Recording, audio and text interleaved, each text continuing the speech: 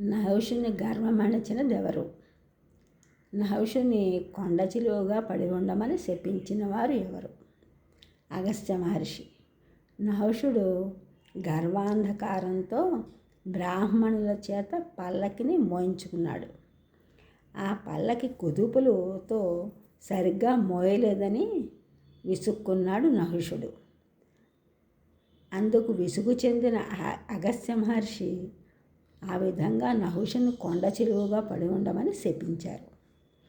నీవు నేల పడే వరకు నేను శస్త్రాస్త్రములను పరీక్ష చేస్తున్నానన్నదెవరు?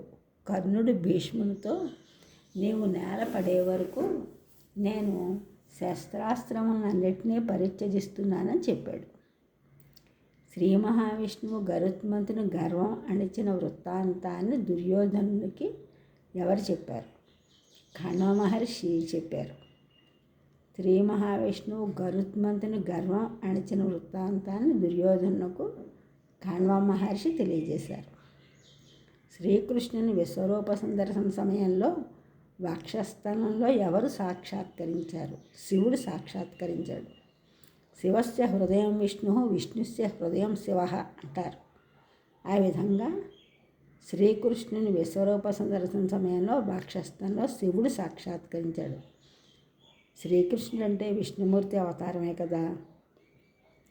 భీష్ముని హతమార్చవలనన్న అంబ కోరిక సిద్ధించడానికి ఎవరు వరమిచ్చారు? ఈశ్వరుడు అంబకి వరమిచ్చాడు.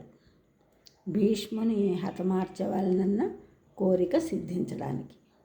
ఈ ఛానల్ చూసిన అందరూ కూడా సబ్స్క్రైబ్ చేయండి, షేర్ చేయండి, లైక్ చేయండి, కామెంట్ చేయండి. సబ్స్క్రైబ్ చేసిన అందరూ కూడా కృతజ్ఞతలు, షేర్ చేస్తున్నారు, లైక్ చేస్తున్నారు, కామెంట్ చేస్తున్న అందరికీ కూడా ధన్యవాదాలు.